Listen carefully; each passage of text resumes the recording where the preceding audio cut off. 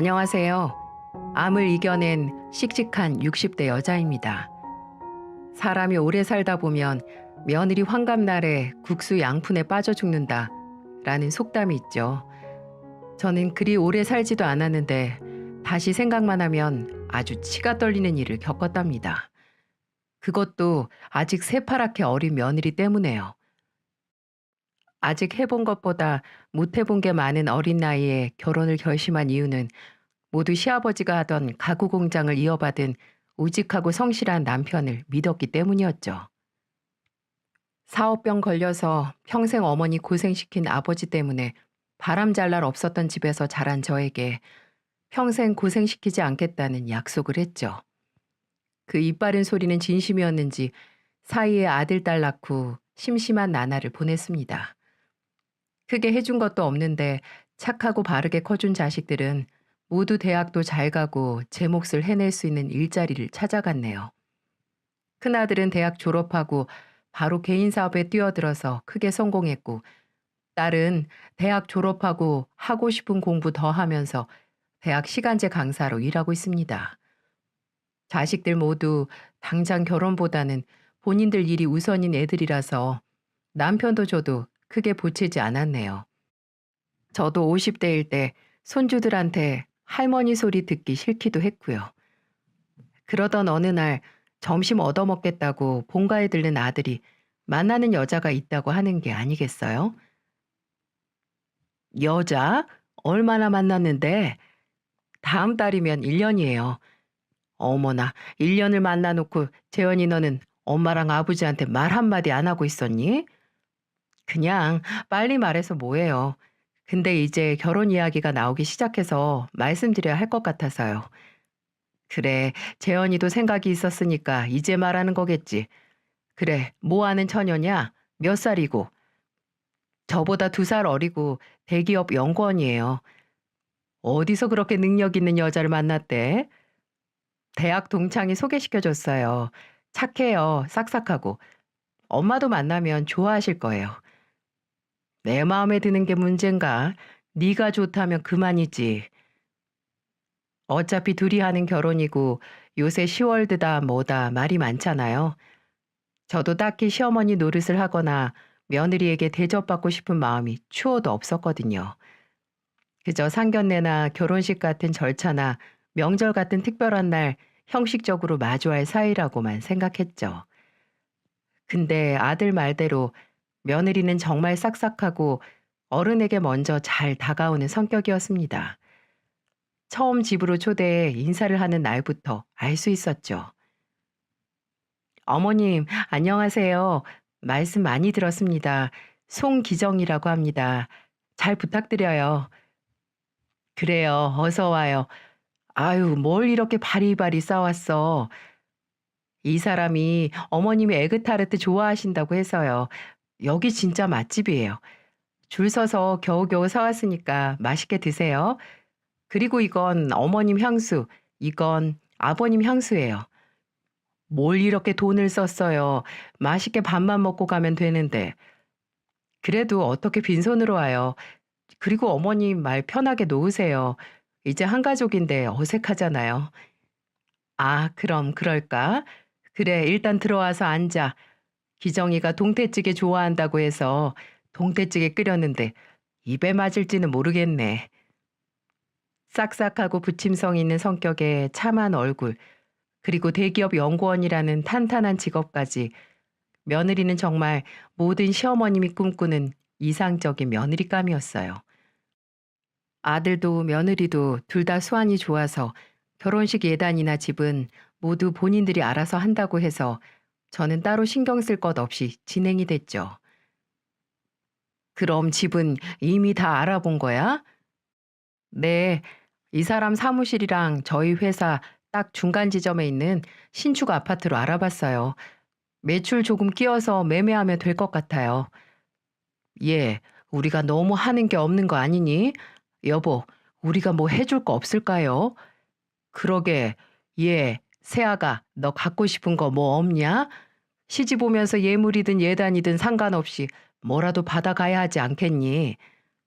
에이, 아버님, 말만으로도 감사하죠. 예단은 저희 어머니께서 알아서 하신다고 했으니까 정말 신경 하나도 안 쓰셔도 돼요. 아유, 그래도 이러면 사돈어른 뵐 낯이 없지. 정말 부담 가지실 거 없는데. 그럼 제가 생각해 볼 테니까 정말 필요해지면 그때 말씀드릴게요. 맞아요. 엄마, 부담 가지실 필요 없어요.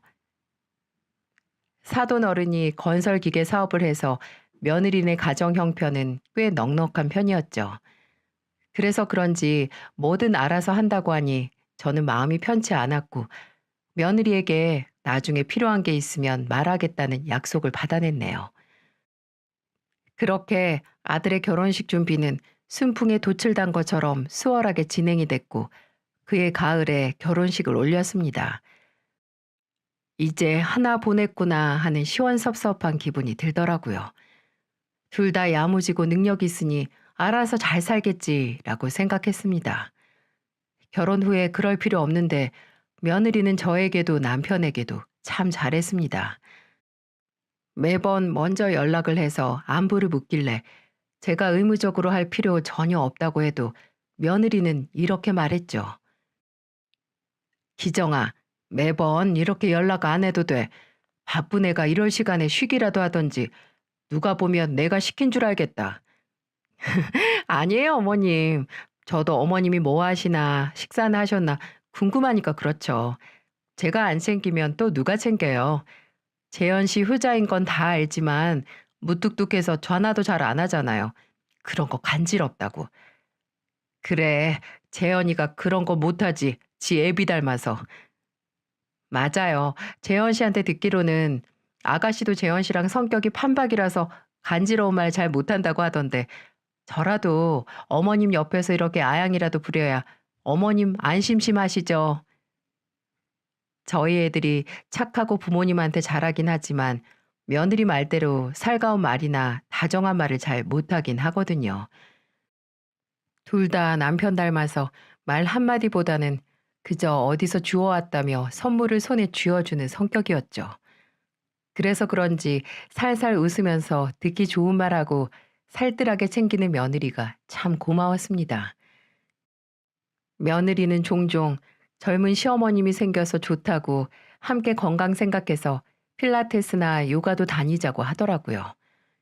그래서 2달 정도 둘이 필라테스를 다녔네요. 나중엔 며느리가 바빠서 같이 못 다녔지만 어머님이라도 꾸준히 다니라고 6개월 강습권을 끊어줬죠. 아는 사람이 병원을 하는데 가서 건강검진도 받자고 남편까지 데려가고 아주 지극정성이었습니다. 돌아가신 할아버지가 위암으로 돌아가셨는데 아무래도 가족력에 암이 있으면 무섭잖아요. 그래서 제가 검진 기다리면서 좀 불안해하니까 며느리가 제 손 꼭 잡고 말하더군요. 어머님, 걱정 마세요. 어머님 지금 운동도 꾸준히 다닐 만큼 건강하시고 그냥 주기적으로 받는 게 여러모로 좋으니까 너무 걱정 마시고 시간 때운다고 생각하세요. 그래, 그래도 사람 마음이 편치만은 않네. 혹시라도 안 좋은 결과 나오면 어쩌나 해서. 나와도 일찍 발견하면 요즘엔 조기에 치료 못하는 게 없대요. 아버지 아는 분 중에 암 전문의로 유명하신 분 계시거든요. 정말 만에 하나 안 좋게 나와도 걱정 마세요. 제가 꼭 낫게 도와드릴 테니까요. 말만 들어도 안심이 되는 며느리의 말에 불안했던 마음이 싹 가시더라고요. 다행히 그때 검진 결과로는 문제가 없었습니다. 며느리가 저에게 이렇게 잘하니 저도 며느리에게 더 마음이 가고 뭐라도 더 잘해주고 싶더라고요. 큰 능력은 없지만 제가 할 수 있는 선 안에서는 뭐든 해주려고 했습니다. 아들 부부가 아기를 낳은 후에도 애들만 괜찮다면 제가 돌봐주고 싶었죠. 그래서 손주가 갓난쟁이 때는 아들 부부보다 제가 손주를 돌보는 날이 더 많았네요. 어린이집에 들어가서도 하원하는 손주를 데리러 가는 건 다 제 몫이었죠. 저도 점점 나이가 들어 쉽지는 않았지만 다 아들과 며느리가 예뻐서 도와주는 거니 못할 것도 없더라고요. 그러던 어느 날, 그날도 어김없이 손주 어린이집 갔다 온 후에 아들네 퇴근하기 전까지 아들네 집에서 손주와 함께 있었죠. 먼저 퇴근한 며느리 얼굴 보고 이제 집에 가야겠다 했습니다. 그런데 늘 생글생글했던 며느리 얼굴이 어딘지 수척해진 게 아니겠어요? 기정아, 선우 내일 어린이집에서 율동한다고 각자 허리에 두를 리본 가져오라고 하더라. 내가 사놨으니까 만들어서 챙겨주기만 하렴. 네, 어머님 감사합니다. 빨리 가보세요. 시간도 늦었는데. 그래. 근데 기정아, 너 무슨 일 있니? 어째 안색이 안 좋은데? 아니요, 그냥 피곤해서요. 빨리 씻고 쉬어야겠어요. 그럼 나 빨리 갈 테니까 어서 쉬어라. 며느리는 그저 피곤해서 그렇다고 했지만 그것뿐만이 아니라고 생각했어요. 근래에 걱정이 있는 사람처럼 굴긴 했거든요. 제가 아무리 물어도 말을 안 해주니 속이 답답했죠. 그래서 아들에게 물어보니 얼굴빛이 어두운 이유가 있더군요. 며느리 친정아버지 건설기계 사업이 휘청한 건지 사업 자금을 끌어모아도 마이너스라고 하더군요. 그래서 요즘 며느리가 힘들어한다고 옆에 있는 아들도 걱정이라고 하더라고요. 아들네 부부가 대출을 받고 싶어도 신혼집 사는데 이미 끌어다 썼기에 큰돈 대출 받기는 어렵다고요. 항상 밝기만 하던 애가 친정 문제로 얼굴이 회색빛이 되어 있으니 어찌나 안쓰러운지 그때 저는 아들네 부부가 결혼 전 나눈 대화가 생각이 났습니다. 결혼할 때 시어머니로서 제가 도와준 게 없으니 며느리가 필요한 게 있을 때 도와준다고요. 저는 이 일을 남편과 상의했고 남편도 동의를 해서 사돈 어른을 돕기로 했습니다. 제 앞으로 은행 대출을 2억 정도 해서 사돈 어른 사업을 돕자고요. 솔직히 제정신이 아닌 것 같아 보이시죠? 아무리 며느리 집 일이라도 대출까지 받아 도울 생각을 하다니. 하지만 그때는 정말 제 일 같아서 도울 마음이 생기더라고요. 부모님 일로 걱정하는 며느리가 예전에 저 같기도 했었거든요. 사업병 걸려서 여기저기 돈 꿔서 일을 크게 만들던 아버지, 그리고 집에서 매번 그런 아버지 걱정하며 마음 졸이고 있는 어머니를 보며 저도 어렸을 때부터 참 속 많이 썩었죠. 그 속마음을 잘 알기에 할 수 있는 일이었습니다. 아들 부부 불러다가 말하니까 며느리는 통곡을 하면서 고맙다고 하더군요. 처음엔 절대로 그 돈 못 받는다고 완강하게 거절했지만 제가 며느리 손잡고 네가 걱정하느라 속병 안 났으면 좋겠다. 아예 주는 돈 아니니까 나중에 형편 나아지면 갚아라. 이렇게 말하니 울면서 그 은혜 잊지 않겠다고 하더라고요. 형식상 간단하게 차용증을 쓰고 며느리 말대로 친정아버지가 못 갚으면 자식인 제가 갚겠다는 조항까지 넣었습니다. 그런 조항까지 나서서 넣자고 하니 며느리에 대한 믿음은 더욱 강해졌죠. 돈을 빌려주고 다행히 사돈의 일은 안정기에 들어서 모양이었어요. 이때까지만 하더라도 이 일이 나중에 어떤 영향을 끼칠지 상상도 못했어요. 아들네 부부가 결혼하고 한 7년 정도 지났을까요? 아들의 사업에 문제가 생기고 말았습니다. 처음엔 남편에게 자잘하게 돈을 빌리기 시작하더니 나중엔 저희도 빌려주지 못할 정도로 큰 돈을 이야기하더라고요. 알고 보니 모두 아들이 간당간당하게 이어가던 사업을 살리기 위해 돈을 가져갔던 거였고 끝내 회생 불가능할 정도로 상황이 안 좋아져서 사업을 정리할 때가 오고야 말았어요. 실패를 맛본 아들은 폐인이 되어 저와 남편의 연락도 받지 않았습니다. 참다 참다 못 참은 제가 주말에 일찍 아들네 집으로 갔죠. 아무래도 아들 사업이 엎어지니 며느리 속도 말이 아닐 것 같다는 생각이 들었어요. 그리고 아들네 집에 도착해 배를 누르니 생전 처음 보는 얼굴의 며느리가 저를 맞이하더군요. 정말 표정 하나로 사람이 이렇게 달라 보이나 싶을 정도로 차가운 표정의 며느리였죠. 아, 오셨어요? 아침부터 무슨 일로 오셨어요? 어? 어. 아니, 재현이가 연락을 안 받길래 걱정이 돼서. 너는, 너는 괜찮니? 안 괜찮을 게 뭐 있겠어요. 남편은 서재에 틀어박혀서 안 나와요. 저하고도 말도 안 하고 어머님이 들어가서 한번 불러보세요. 전 어제 야근해서 좀 더 자야겠어요. 그래, 들어가서 쉬렴. 내가 알아서 하마. 며느리가 아들한테 실망했구나 하는 생각에 속상하더라고요. 솔직히 실망 안 하는 것도 이상하죠. 그날 아들에게 앞으로 어떻게 할 건지 상의를 했습니다. 일단 당장 할 수 있는 게 없으니 집에서 살림이라도 해라. 그리고 뭐든 경험 살려서 일 시작하라고요. 며느리에게도 다 설명하라고 했죠. 지금 네가 이렇게 입 다물고 있으면 며느리도 불안하고 너를 못 믿을 거라고요. 아들도 제 말에 동의했는지 알겠다고 했습니다. 제가 가고 나면 둘이서 이야기를 하겠다고요. 저는 부모로서 그저 아들이 정신 차리고 다시 일어서는 걸 지켜볼 뿐이었어요. 아들과 대화 후에 방을 나오니까 며느리는 아직 자고 있는지 보이지 않더라고요. 저는 며느리에게 문자만 남겨놨습니다. 이 일로 누구보다 네가 힘들 거 잘 알고 있다. 그래도 둘이 함께 힘을 모아 이겨내길 바란다. 이것도 시간이 다 해결해 줄 거야. 재현이가 능력이 아예 없는 것도 아니니까 믿어주렴. 그리고 뭐라도 내가 도울 게 있거나 대화하고 싶은 게 있다면 연락 주렴. 이라고 말이죠. 며느리는 아무런 답장이 없었지만 그저 상황이 안 좋아지면 모든 게 하기 싫어지지 않나요? 저는 그런 줄로만 알았죠. 나중에 아들은 원만하게 대화했고 일단 선우 돌보는 거나 집안일 전담하면서 다른 일을 알아보겠다고 전해왔습니다. 그리고 동시에 매번 며느리에게 먼저 오던 연락도 뚝 끊기게 됐죠. 며느리가 연락이 뜸해진 것도 한때고 다시 돌아오겠지. 이렇게 저 자신을 안심시켰지만 아들의 사업 실패가 확실히 며느리의 행동에 영향을 주긴 했습니다. 그걸 명절에 알게 되었죠. 명절 당일에는 며느리 친정에 간다고 하길래 그런가 보다 했고 다음 날 올 거냐고 아들에게 물으니 정말 늦게 답이 왔습니다. 다음 날 가겠다고요.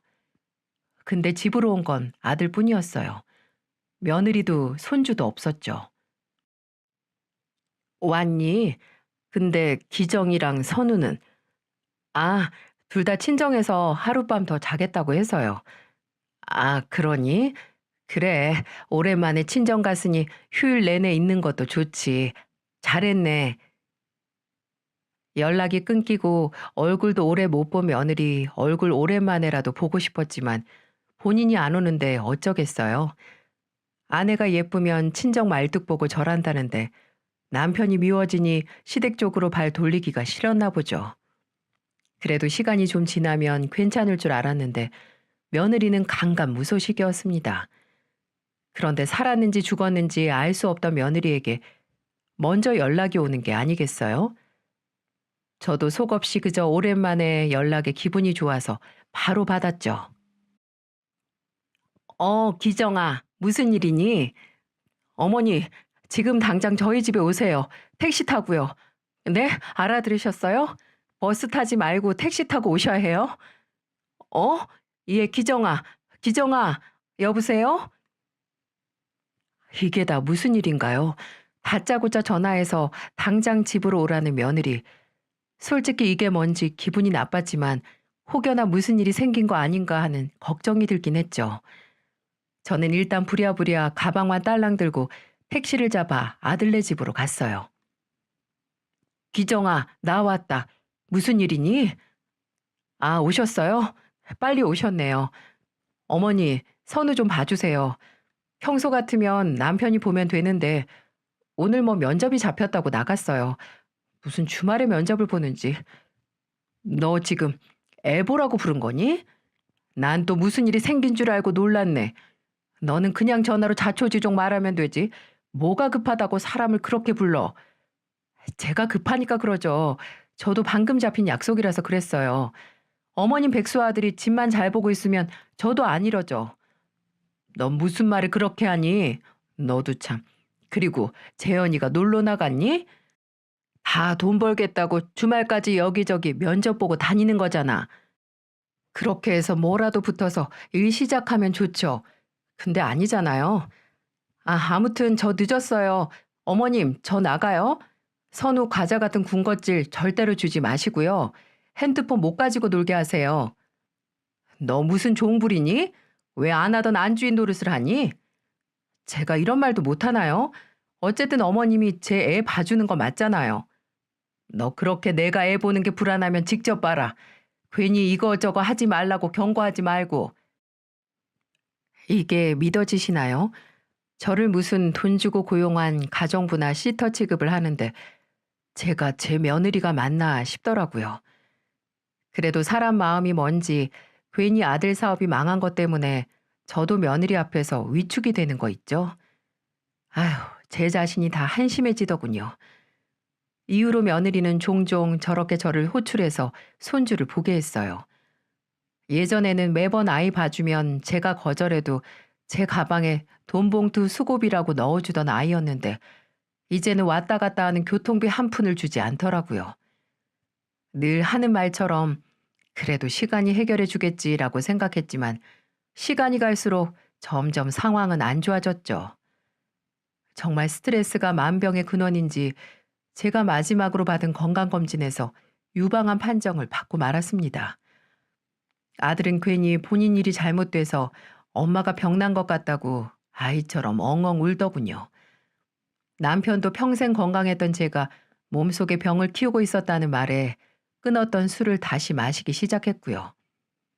그래도 병원에선 아직 초기니까 반년 정도 치료받고 추적 검사만 하면 괜찮을 거라고 절 안심시켰지만 가족력이라는 단어가 저를 더욱 불안하게 만들었습니다. 초기라고 해도 다른 곳으로 전이된다면 큰일이니까요. 아들과 함께 병원으로 가서 정기적으로 받는 호르몬 치료를 하고 아들네 집에서 함께 점심을 먹는데 며느리가 들어오더군요. 무슨 일이야? 이 시간에? 아, 나 놓고 간 게 있어서 점심시간 짬내서 왔어. 옷도 갈아입으려고. 아, 어머님 오셨네요. 병원은 잘 갔다 오셨어요? 놓고 간 게 있으면 나한테 말하지. 내가 가져다 주게. 당신은 봐도 몰라. 나 신경 쓰지 말고 밥이나 먹어. 그때 며느리가 예전에 한 말이 생각났어요. 친정 아버지 지인 중에 암 전문의로 유명한 사람이 있다고요. 심각한 건 아니라도 사람 마음이 좀 더 실력 있는 의사에게 제 몸을 맡기고 싶더군요. 그래서 아들에게 말을 꺼냈죠. 기정이 아버지 지인 중에 실력 있는 암 전문의 양반이 있다던데 혹시 그 사람한테 치료받을 수 있을까? 정말요? 저한테는 그런 말 없었는데. 아, 여보, 혹시 장인어른 지인 중에 암 전문의 선생님 있어? 어? 있지. 친구분 중에. 왜? 아니, 엄마가 그분한테 치료받으면 어떨까 해서. 아, 어머님은 아직 초기잖아. 뭐하러 그렇게까지 해? 뭐하러 그렇게까지 하다니. 당신 부모님이라도 그렇게 말했겠어? 그래도 좋은 의사한테 치료받았으면 하는 게 사람 마음인데. 당장 위험한 수준도 아닌데 우리 아버지가 그럼 그 선생님한테 아쉬운 소리해서 어머님 치료 날짜까지 잡아야 하는 거잖아. 아, 됐어. 아버지한테 그런 부탁하고 싶지 않아. 시어머니가 암으로 아프다는데 아쉬운 소리 하기 싫다고 거절하는 며느리라니. 정말 이건 사람이 바뀐 게 아니라 그냥 원래 저런 사람이었는데 제 눈에 뭐가 씌어서 지금까지 잘못 알고 있던 수준 같았어요. 처음에 다정한 며느리가 오히려 다른 모습이고 저 냉혈한 같은 모습이 진짜 며느리의 모습이라고요. 됐다. 그래, 아쉬운 소리 할 필요 없지. 못 들은 걸로 하렴. 사돈 사이 하기 힘든 부탁이지. 돈 빌리는 게 더 쉽지. 그렇고 말고. 안 그러냐? 홧김에 좀 찔리라고 한 소리에 며느리는 얼굴 새빨개지더니 인사도 안 하고 집을 나가더군요. 아들도 저게 부끄러웠는지 식사하는 내내 입도 못 열었고요. 인간관계라는 게 아무리 가족으로 엮였어도 뭐 하나 수틀리면 남보다 못한 사이가 되는 건가 봅니다.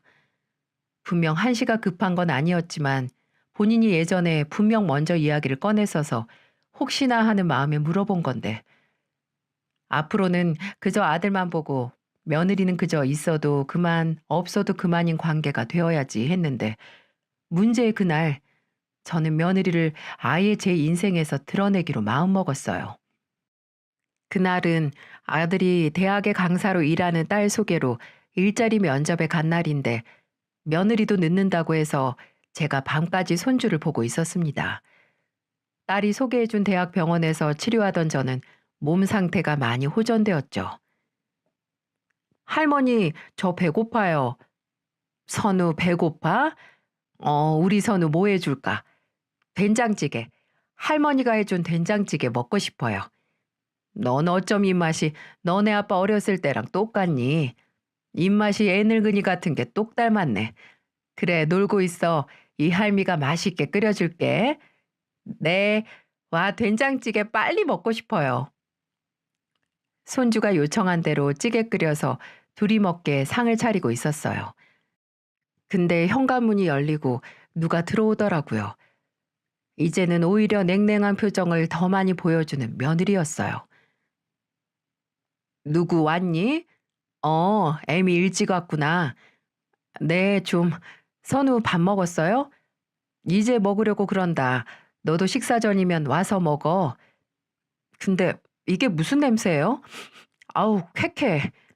냄새? 무슨 냄새가 난다고? 아, 어머님. 또 어머님 집에서 가져온 된장으로 된장국 하셨죠?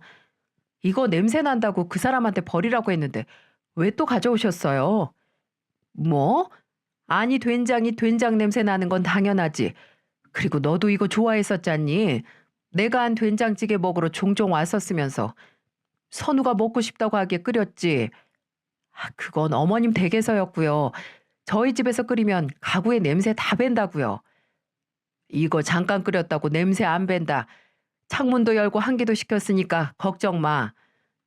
제가 냄새가 밴다고 하는데 왜 어머님이 잔소리세요? 됐으니까 비키세요. 어머 어머, 너 지금 뭐 하는 거야? 그거 들고 어디 가는데? 며느리는 식탁에 국을 떠놓고 있던 절 밀치고 된장찌개가 담긴 그릇을 들고 싱크대로 가더군요. 그리고 그대로 싱크대에 국을 부어버리는 게 아니겠어요? 정말 충격적이었습니다. 냄새가 난다는 트집으로 제가 끓인 음식을 죄다 버리다뇨. 싱크대에 지저분하게 쏟아지는 된장찌개를 보며 화가 머리끝까지 났죠. 얘, 너 지금 뭐 하는 거야? 왜 소리를 지르고 그러세요? 제 집에서 무슨 음식 먹을지 제가 정해요. 어머님이 뭔데 제가 싫다는 음식을 하시는 건데요. 아휴, 진짜 남편도 꼴 보기 싫은데 이제 시어머니까지. 혼잣말처럼 중얼거리는 끝말에 저는 더 이상 참을 수가 없었어요. 그저 시간이 해결해 준다는 것도 하루 이틀이지. 저는 그대로 들고 있던 국자를 바닥으로 내던지며 소리를 쳤죠. 해도 해도 정말 너무하는구나. 기정이 너, 재현이 사업 망하고 아주 맡겨놓은 것처럼 갑질하는데 내가 너도 힘드니까 오죽했으면 저러겠나 하고 참고 또 참았는데 이젠 정말 안 되겠어. 너 어디서 배워먹은 버르장머리로 이 시애미를 아주 종처럼 부려먹고 이제 하다하다 냄새 난다고 음식을 싱크대에 부어서 버리고 있어? 아우, 소리 좀 그만 지르세요. 그리고 재현 씨 사업 망하니까 제 행동이 바뀌는 건 당연한 거 아닌가요? 제가 남편이 뭐가 예쁘다고 그 집안에까지 알랑방귀를 뀌겠어요? 이제 이 집 가장은 저고 돈 버는 사람도 저뿐이니까 제가 하고 싶은 대로 할 거라고요. 제가 그 정도도 못하나요? 어머님 아들 백수로 놀고 먹는데 제가 시댁에까지 수그려야 하냐고요? 내가 뭐 수그리라고 했니? 기본적인 도리를 말하는 거다. 분명히 내가 며느리 노릇 안 해도 된다고 했을 때 어머님 어머님 하면서 먼저 다가온 것도 너야. 그래, 재현이한테 받아먹을 게 없으니까 이제 이 시애미도 아주 우스워졌나 본데 그럼 남처럼 지내면 될 거 아니니? 왜 매번 전화해서 애 봐라 뭐해라 식모살이를 시키는 거냐고. 아들이 밥벌이를 못하니까 어머님이라도 하셔야죠. 매번 떨어지는 면접 뭐하러 그렇게 나가는지 솔직히 밖에서 술 먹고 돌아다닐지도 모르잖아요. 할 거 없으면 집에서 집안일이나 하고 애나 보지 뭐가 그렇게 바쁘다고 나가는지 저도 돌아버리겠어요. 그러니까 그목 어머님이 해야 하는 거 아니냐고요. 뭐? 너 지금 말 다 했니? 남편이 일 안 한다고 시댁 식구들까지 죄다 죄인 취급하고 종으로 부리겠다 이거니? 왜, 그럼 안 되나요? 제가 요즘 그 사람 때문에 혼자 얼마나 고생을 하는데. 어머님, 지금 그렇게 저한테 소리 지를 입장 아니실 텐데요? 무능한 아들 낳았으면 미안한 줄은 아셔야죠. 정말 충격적이었어요. 그저 자기 남편 사업이 망한 거 시어머니라도 부려먹어서 화풀이 하자는 심보, 그 이상 그 이하도 아니었죠. 머리 끝까지 화가 난 저는 정말 아들과 손주 얼굴 안 볼 각오를 하고 며느리에게 말했어요. 정말 안 되겠구나. 너 본인이 도움받은 건 하나도 기억을 못하고 그저 손해본 것만 눈에 들어오니? 제가 도움을 받긴 뭘 받아요? 저 결혼할 때 뭐 하나 해주신 것도 없으면서. 너, 너희 아버지 사업 휘청할 때 내가 대출까지 받아서 2억 빌려준 거 기억도 안 나니? 그건 아버지가 빌린 거지 제가 빌린 게 아니잖아요. 그럼 재현이 사업 망한 것도 재현이가 망한 거지. 그걸로 이 시엠이 나한테 화풀이 할 건 아니지 않니? 할 말이 없는지 그저 씩씩거리며 노려보는 며느리에게 고개를 저으며 말했습니다. 도저히 너란 애랑 더 이상 가족으로도 묶여있고 싶지도 않구나. 이대로 끝내자. 너랑 계속 같이 살든 말든 그건 재현이가 알아서 하는 거고 난 이제 너랑 끝이다, 끝. 너희 아버지한테 빌려준 2억도 변호사 통해 연락 보낼 테니까 당장 갚으라고 해라. 돈 문제까지 싹 해서 정리하자꾸나. 그러세요. 돈으로 협박하면 누가 무서워할 것 같으세요? 어차피 아버지가 갚을 돈 전 무서울 거 하나 없어요. 마음대로 하세요. 끝까지 지 잘못 모르고 빈정거리는 며느리 얼굴 한 번 보고 그대로 그 집을 나왔습니다. 손주는 제 바짓가랑이 잡고 가지 말라고 했지만 단호하게 나와버렸네요. 집으로 돌아와서 남편에게 이 일을 모두 알렸고 화가 머리끝까지 난 남편이 며느리에게 찾아가 한바탕 하려던 거 말리느라고 혼났습니다. 변호사에게 말해 차용증 내용증명을 보내기 전 아들에게 먼저 말해야 하겠더라고요. 그래서 면접이 끝난 아들에게 본가로 들리라고 연락했죠. 집에 들어온 아들은 분위기에 안 맞게 너무 밝더라고요. 아직 며느리에게 연락을 못 받았구나 싶었죠. 어머니, 아버지, 저 면접 붙었어요. 당장 프로젝트 참여하게 됐어요. 제가 개인 사업이라도 경험이 많아서 그런지 같이 일하자고 하더라고요. 어머, 그래? 잘 됐네, 잘 됐어. 그런데 재현아, 경사날에 이런 말 하기 좀 미안한데 오늘 부른 건 태풍 속에서 한 줄기 희망은 있다고 면접에부터 좋아하는 아들에게 힘들지만 며느리와 있었던 이야기를 다 털어놓았어요. 네가 계속 걔와 사는 거 말리지 않겠지만 앞으로 우리는 며느리와 연을 끊겠다고요. 심각하게 이야기를 듣던 아들이 말을 다 듣더니 한숨 푹 내쉬고 말하더군요. 그리고 그 말은 제 뒷골을 울릴 정도로 화딱지가 나게 만들었습니다. 어머니, 그 사람 사실 처음에 어머니한테 잘한 것도 다 이유가 있어서였어요. 뭐? 그게 다 무슨 소리야? 지금까지 저희 집 생활비다 뭐다 다 제 월급으로 생활한 거거든요. 그 사람 월급은 죄다 그 사람 친정으로 들어갔고요. 뭐? 그 돈이 전부다? 어떻게? 사실 결혼 전부터 장인어른 사업이 좀 기울기 시작한 거라 그 사람 월급으로 장모님이 생활할 거였어요. 그러다가 진짜 망하기 직전에 어머니가 도와주신 거고요. 그래도 제가 그 사람을 사랑했으니까 그것도 다 용인하고 제 월급으로만 생활한 거죠. 그래서 그 사람도 눈치 보이니까 시댁에 잘한 거고요. 제가 부탁한 것도 있었고, 제가 감수하는 만큼 우리 부모님께 잘해달라고. 근데 제가 일 쉬면서 월급 뚝 끊기니까 이제 볼장 없다고 나온 거죠. 아휴, 어머니, 아버지, 진짜 죄송해요. 제가 등신이었어요. 몰랐던 아들 부부의 암묵적인 계약의 내막을 알게 되니 참 입안이 써지더라고요. 그저 받는 게 있어서 잘해줬다는 게 마음을 답답하게 만들더군요. 아들 돈으로 생활하는 게 눈치가 보여서 저에게 잘한 거라는 며느리. 아들은 이제 본인도 못 참겠다며 이혼을 하겠다고 하더군요. 그러니 본인 걱정하지 말고 내용 증명이든 변호사든 다 동원해서 돈을 받자고요. 괜히 저와 며느리 일로 아들이 이혼하는 게 아닌가 하는 생각에 불편했지만 아들이 저렇게 단호하게 나오니까 마음이 한결 가벼워졌습니다. 그리고 아들은 그날 가서 바로 단판을 짓겠다고 하고 집을 나갔습니다. 그리고는 며칠 후 장을 보고 남편과 집으로 향하던 길 현관문 앞에 떡하니 버티고 있는 며느리를 마주쳤어요. 마지막으로 본 얼굴은 세상 표독스럽고 독했는데 눈에 그렁그렁 눈물 매달고 있는 게 참 또 무슨 꿍꿍인지 궁금해지기까지 하더군요. 뭐냐? 네가 지금 여기까지 왜 온 거야? 아버님, 어머님, 우리 이제 네 아버님, 어머님 아니다. 헛소리 할 거면 그냥 가. 저 어머님, 제발 제 얘기 좀 들어주세요. 제발 저 한 번만 살려주세요. 뭐니? 무서울 거 하나 없던 애가 왜 갑자기 이렇게 약한 소리를 해? 저희 아버지가 지금 돈을 갚을 수 있는 능력이 안 돼서 파산 신청을 하셨대요. 사업 접어야 한다고. 그래서 그럼 차용증 내용대로 네가 갚으면 되지 않니? 대기업 연구원 월급으로 착실히 갚으렴.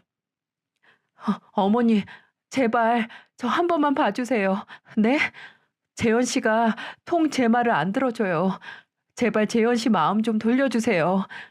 저 지금 친정에 들어가는 돈에 이제 어머님한테 그 큰 돈 다달이 갚으면 정말 땡전 한 푼 안 남아요.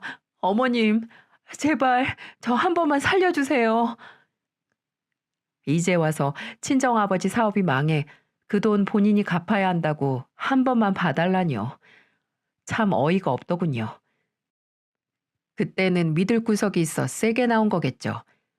하지만 사람은 안 변한다고 며느리가 보이는 눈물이 진심이 아니라는 건 잘 알고 있었습니다. 분명 저것도 당장 상황을 모면하려는 발악이겠죠. 예, 우는 소리 하지 말아라. 너, 너희 친정 어려울 때 우리는 발벗고 대출까지 받아가면서 돈 빌려줬는데 우리 아들 사업 망했다고 바로 남보다 못하게 됐지? 다 그 업보라고 생각하렴. 그저 받은 건 생각 못하고 주는 것만 아깝게 생각하는 너랑 더 이상은 상종하고 싶지도 않다. 이혼 문제는 재현이랑 네 문제니까 둘이 알아서 하고 나는 재현이 설득할 생각 없어. 그리고 너희 아버지가 못 갚으면 네가 갚으면 될 일 아니니 이 김에 알뜰하게 살아보려무나 알뜰하게. 여보 들어가요. 현관문을 쾅 하고 닫고 들어와도 엉엉하고 울면서 저를 부르는 며느리의 목소리가 들렸지만 모른 척 했습니다. 버스 떠난 후에 손 흔든다고 아무리 흔들고 앞에서 춤을 춰도 저는 핸들을 돌릴 생각이 추워도 없었어요. 지금 아들은 이혼 소송 중입니다. 며느리가 딱히 뭘 잘못한 게 아니라 합의 이혼을 할 것 같지만 이제 혼자 힘으로 2억이라는 큰 돈을 갚아야 하니 앞으로 몇 년은 지옥 같겠죠. 그리고 며느리는 소송 중에 계속 변호사를 통해 아들에게 다시 합치자고 연락을 한다고 하네요. 계속해서 마음을 돌리려고 하는데 아들은 들어줄 생각이 없어 보입니다. 오히려 새로 시작한 일에 매진하고 싶다고 며느리 생각은 전혀 나지도 않는다고 하네요. 다행히도 아들은 능력을 인정받아서 승승장구하고 있어서 부모로서 한시름 났죠. 그래도 아들이 이웃남 딱지를 달게 돼서 마음이 참 안 좋았는데 무능한 이웃남보다는 능력 있는 이웃남이 더 좋지 않겠어요? 아들은 오히려 제가 본인 눈에 콩깍지를 떼어준 것 같다고 고맙다고 하네요. 그 이후로 며느리에게 연락이 안 온 건 아닙니다. 집 앞에서도 기다리고 있었고 매번 새로운 번호로 전화까지 거는 성의를 보이더군요. 제가 마음이 좀 불편했던 건 아버지가 며느리 이혼 이야기를 듣고 쓰러졌다는 소식을 들었을 때였죠. 근데 뭐 제가 마음이 불편해도 해결할 수 없는 일 아니겠어요? 그저 다 딸이 잘못한 업보 가족이 나눠서 받는다고 생각하고 빚을 청산해야죠. 저는 열심히 병원에 다녀 이제 마지막 항암 치료를 앞두고 있습니다.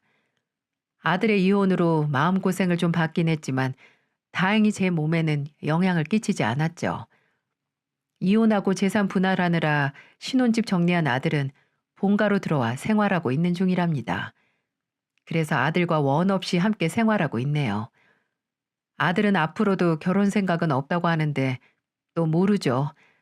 제 짝이 언제 어디서 나타날지 모르는 일이니까요. 그리고 만일 아들이 새 며느리를 데려온다고 해도 이제 며느리와 가깝게 지내는 건 제가 마다하려고 합니다. 그저 선을 지키는 아름다운 관계를 유지하려고요. 괜히 기대하고 있는 거 없는 거 다 퍼주었다가 실망하면 또 저만 상처받는 일이니까요. 정말 제 몸에 있던 암세포와 그 암세포만큼 악질이고 끈질긴 며느리를 둘 다 떼어버려서 후련합니다. 나이 들어서 말년에 해야 할 액땜했다고 생각해도 되겠죠. 긴 이야기를 들어주셔서 정말 감사합니다. 여러분 모두 건강하시고 행복한 삶을 사시길 바랍니다.